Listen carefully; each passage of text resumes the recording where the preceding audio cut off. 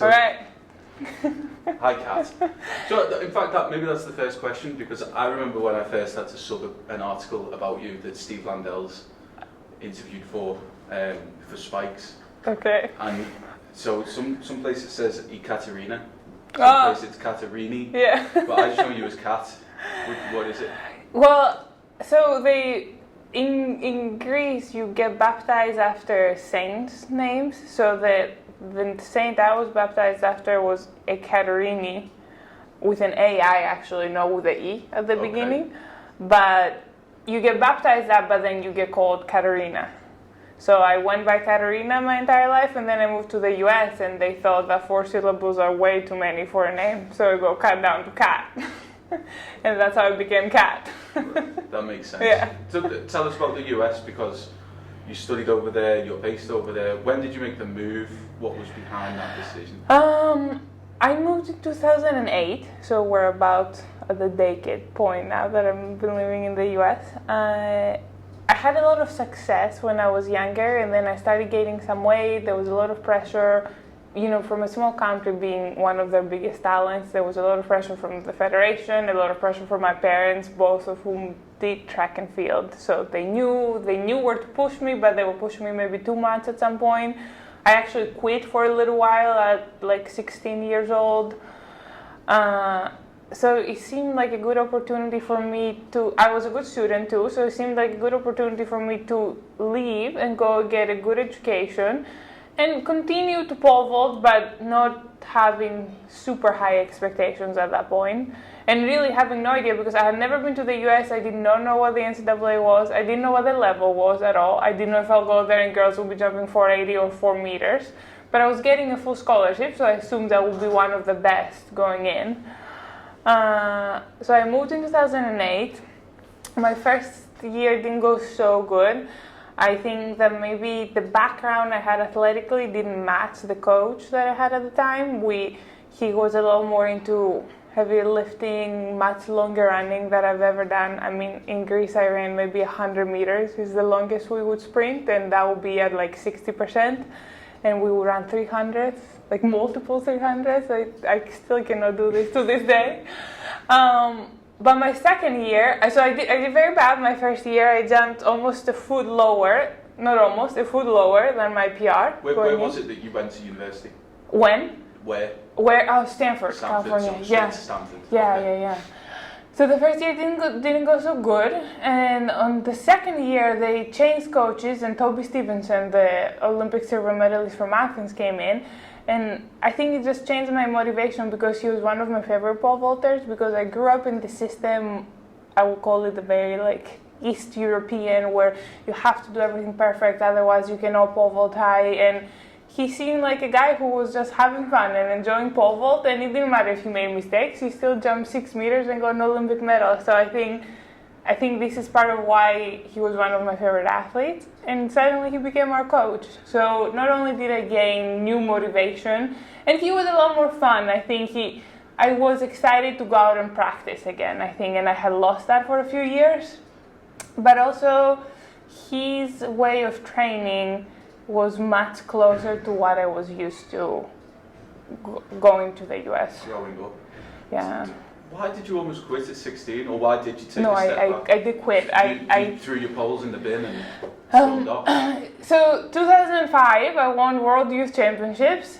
We started in the fall we started training again, and I gained maybe 1 kilo or 2. I wish I can show you pictures right now. And my coach freaked out that I cannot. I was 15 at that point.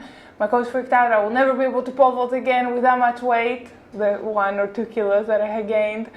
We went from dietitian to dietitian, and the more we talked about it, I think the more it became an issue, because I started thinking about food more. And I have said before that I came to the limit. I think it would almost qualify as bulimia. In that my parents would leave the house and I would search everything in the kitchen to find food, even things I didn't care about, just to eat something. So that summer I had qualified in 2006 now for the World Junior Championships in Beijing. I had jumped 410, which was much lower than I had jumped the year before, but I had still qualified. And one day I said, today I need to make a decision whether I'm going to that or taking that summer off. And I decided to take it off, and that was June or July or something. And from that time, I didn't start training again until the next February. After, like, kind of at the end of the indoor season, I had been running, just like longer runs, and February or March of the next year, now 2007, I said I miss pole vault, but I want to do it for fun. So I went and talked to my old coach, and I said I'm not going to train with you anymore. I went and trained with this girl, Roro, who was my teammate when I was younger, and she had just retired and become a coach.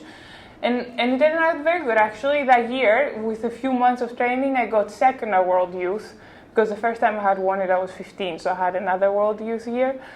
And I jumped 425, which was only 5 centimeters lower than my outdoor PR, so it turned out very good. We kept training together, and in 2008, I was third at World Juniors, so I was enjoying it more again, I would say. And that's when I left for the US, 2008.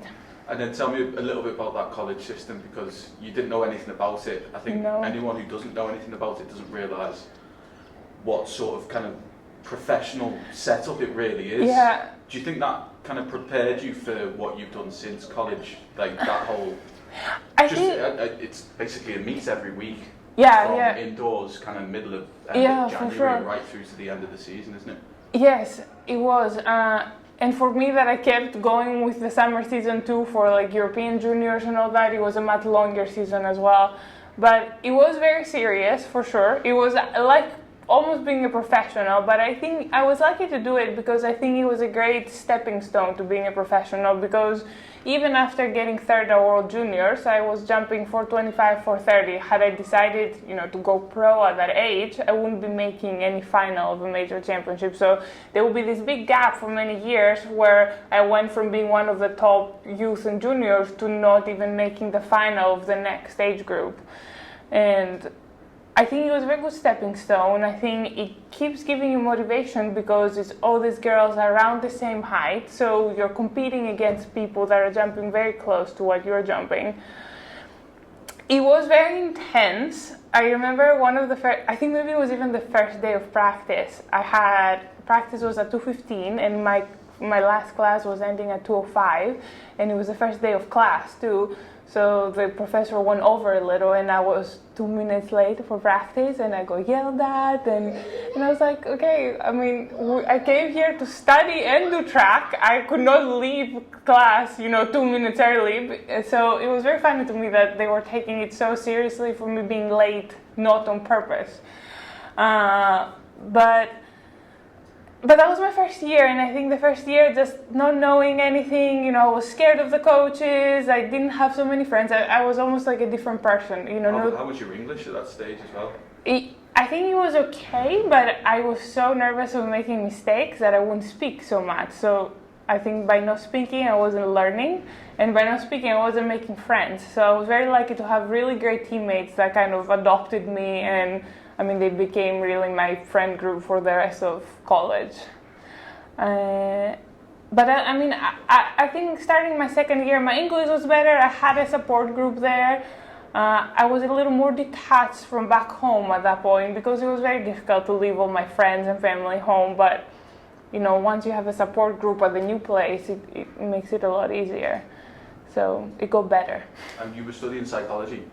Is that right at that stage, or was that you? At Stanford, I studied biology, and as it went on, you take different concentrations on biology, so somebody can go to like health insurance science, and I went more towards like brain science, and then I did my master's in psychology. Okay. Yeah. Because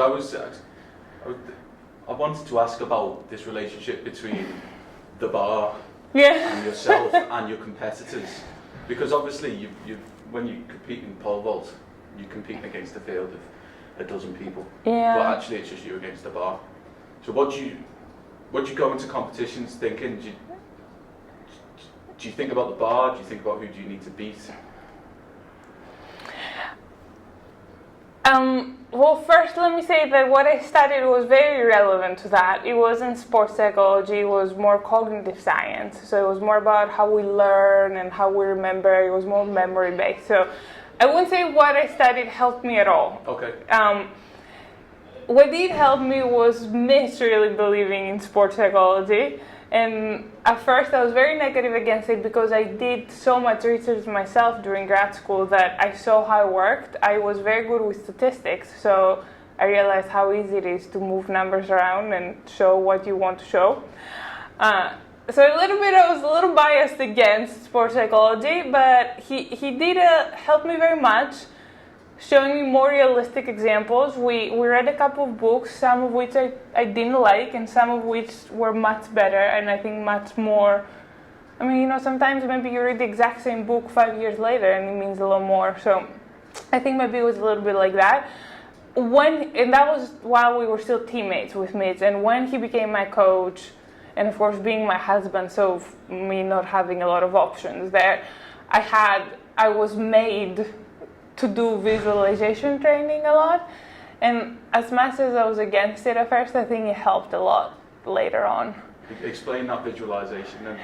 I would have to close my eyes and imagine I'm at the meet. Imagine I pick up the pole and I take the whole jump, and I have pole vaulted since I was 10 years old. We started visualization in 2016, so I had pole vaulted for 16 years when we started doing that, and I could not visualize myself pole vaulting. It's actually very hard. I think it's like physical training. I think you need to do it every day. It's very difficult. It's very frustrating at first because you're like, I've taken millions of jumps. How can I not see myself do that? But once I was able to do it, I started being more able to control it. I started, visualizing the bar higher. I started visualizing bigger poles.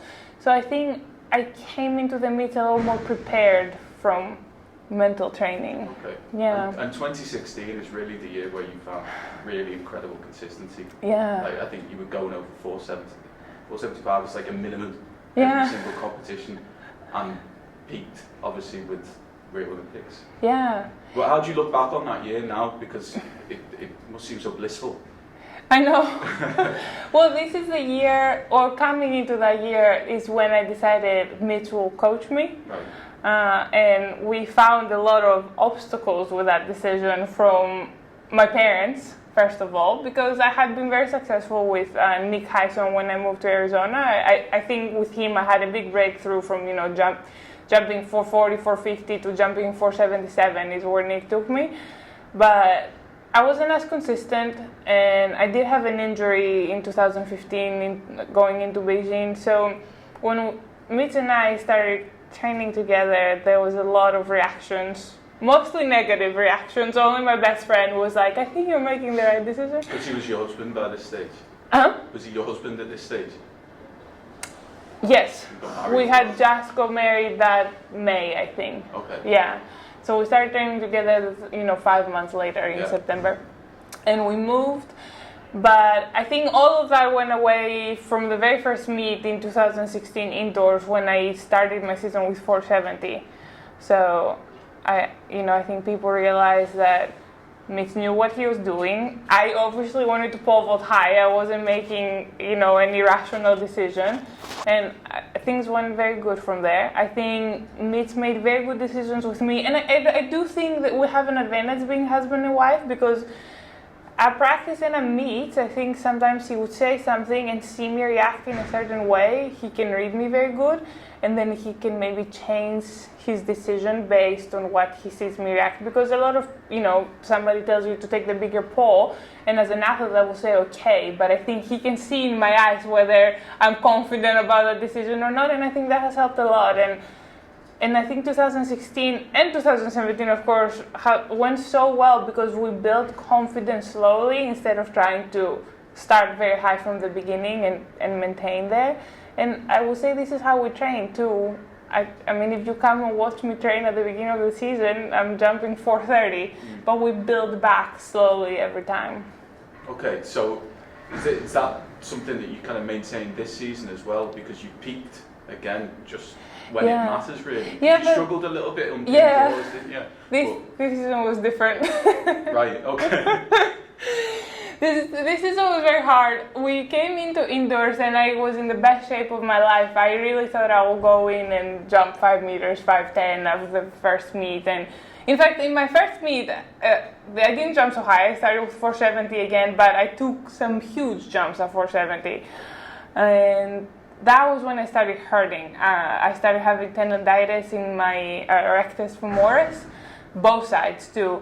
So I continued jumping pretty good. I think I jumped over 480 at every indoor meet after the first one that I done 470, but I was in a lot of pain.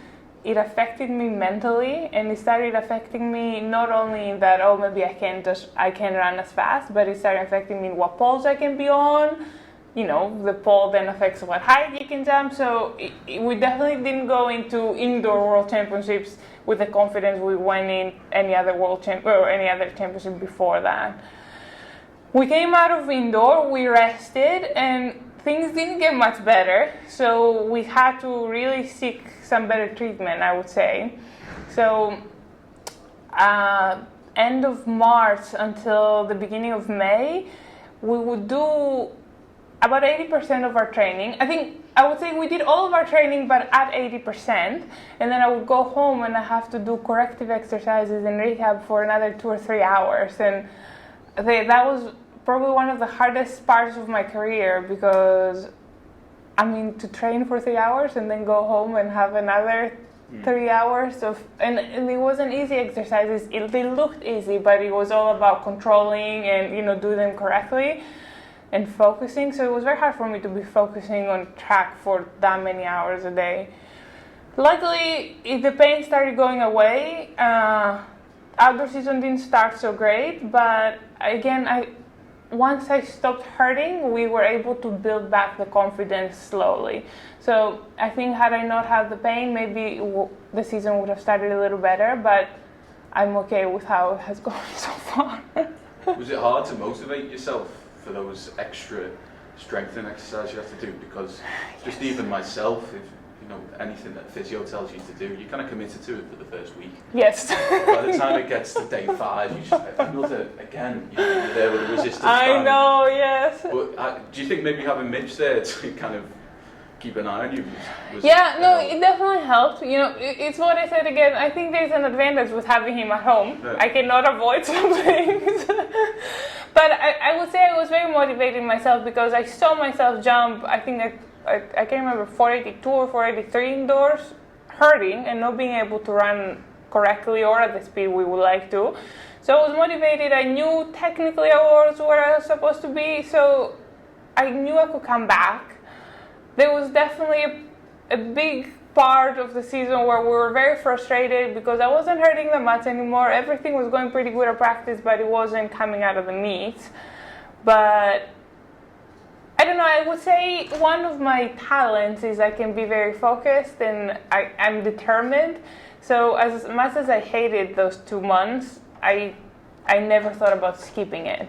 And after that, Mitch, it's locked. Oh, there we go. So are we able to? Oh. Sorry, Yannick. Oh, Are we okay? Or, yeah.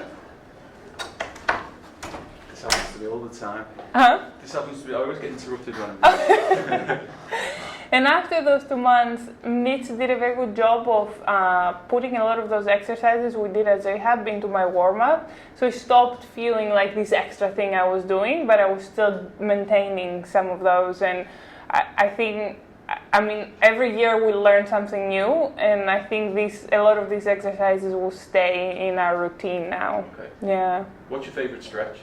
Stretch? Yeah. I will say I'm very big in stretching the hip flexors. Okay. So can you give a demonstration? Very basic. this is not my favorite, but I think it's one of the best. Is it okay?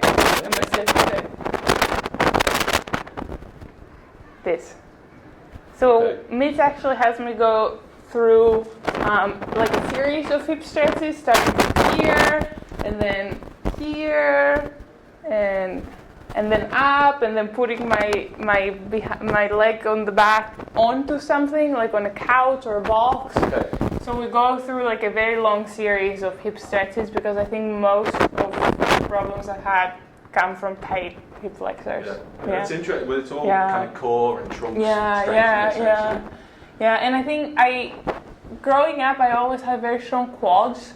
So I think I was always very front side dominant, I would say. And I think they just have a little more pressure. I think I need to work on those a lot more than I've ever had to work on my glutes I had to work on my glutes to activate them because they didn't want to work. So. Okay, well, let's talk a little bit about 2017 then, because you've just defended your European title in Berlin. And one thing that impressed me, because I was right over there by the pole vault pit, was in qualifying, your vault was right down the middle. You had to wait such a long time before you entered the competition, and you kind of always leave it a little bit late. You allow the bar to go up a little bit more, and yet your first vault, after probably being out there for 90 minutes, bang right down the middle. How satisfying is it after the problems that you had earlier in the season to have defended it? Kind of, I would only say without a challenge, because the final was kind of a tough contest. But to do it with such professionalism.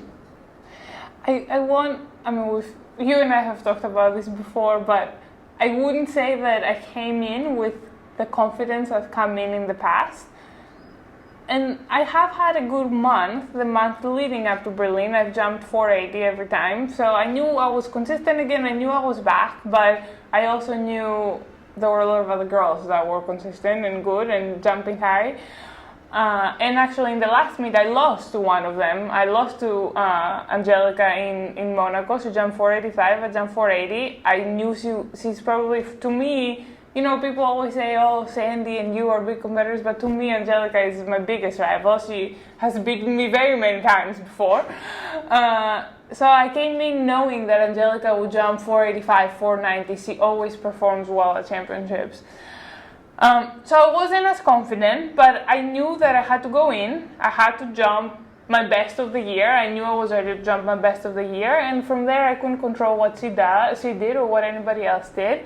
And I think this is maybe part of what has made us successful in champions. And I do think that compared to other people, I perform better under that kind of pressure, and I like that kind of pressure. But we went in and we said, let's make every bar. We can make up to a certain bar. Of course, Mitch thought I can make up to a higher bar than I did, but it's okay. We were satisfied with what happened in Berlin. And I mean, it worked out. But it was definitely a very different feeling going into Berlin and having the pressure of defending a title and having the pressure that, okay, I've had a few good meets in a row, but I haven't had 3 months of good meets in a row. So there was definitely a different type of stress. So I guess to answer your initial question, it was great satisfaction, but I don't even know what the correct word is for what happened. I think it was so great to see that persisting this outdoor season and doing it the same way we've always done it and not trying to change anything. We just didn't jump as good at the beginning, but we did it the same way as any other year, still worked out. And I can't remember if I told you, but at the beginning of the outdoor season, that when I wasn't jumping so good, I received a lot of messages that said, oh, don't worry, some years are just not your year. Last year it was not somebody else's year and it was your year, and this year it will be different. And I said, no, I'm 28 years old, I don't have that many more years, and I don't want to allow a year to just not be my year because I was injured 2 months ago. And I'm glad this worked out, and I hope this is a lesson to all those people that, they send me positive messages. It wasn't like, just quit and you're not doing good. But I think they need, and it was young kids, a lot of them young athletes, and I wanted them to see that it didn't matter what I jumped in May, it mattered what I jumped in August, and I'm glad I was able to show that. And you are a championship performer, you just mentioned that. You come alive in those pressure situations. Do you think then the new Diamond League's kind of set up with the finals, do you think that suits you? I think so. I think the first year that I won the Diamond League, that was based on points, and I kind of had already won it by the time we went to Brussels. I did not have that same motivation I did last year when we went to Brussels and I had to win. But I think more than any other year, because this year started so bad, it's the first time I'm still very motivated after a championship. Last year, in 2016 after Rio, you would literally, like, Mitch and my agent Karen had to drag me out of the room and push me to the track to start warming up. And last year it was a little better, but because the Diamond League final was the way it was, but I still had lost a lot of motivation after winning in London. But this year, because of how the season has gone, I'm still motivated. I only have 3 meets, so I want to perform well in those 3 meets. And looking back on everything we talked about, because we're meant to talk about the defining moments. Yeah. What would you extract, positive or negative, from the last few years? What would be your defining moment? I mean, if you're talking about the last few years, I have to say that making the choice of training with Mitch, because I can see that the things when we were teammates in Phoenix, I can see that the things he told me as a teammate made a lot more sense. He had a coach in college that had a very similar background as my coach when I was growing up, so I think not only did he focus on things that I was used to focus on as a kid, but also the cues he would tell me made a lot of sense. Now, last year after London, I said that my coach is a genius, and I really believe that when Mitch watches me pole vault, he doesn't see me pole vault, he sees vectors and numbers. I really think this is what goes through his head. And I really enjoy that, because a lot of times, people will say, oh, you made this mistake, but Mitch will tell me you need to change your first step. Something that seems so irrelevant, but at the end it changed what every other person was telling me to change with a very different cue. And I really think, he's very prone to like physics and mechanics. He's very good at all these kinds of things. So I think that helps him very much in an event like the pole vault especially. What would you tell your 16-year-old self, the one that had just walked away from the sport? Oh, that's a hard one.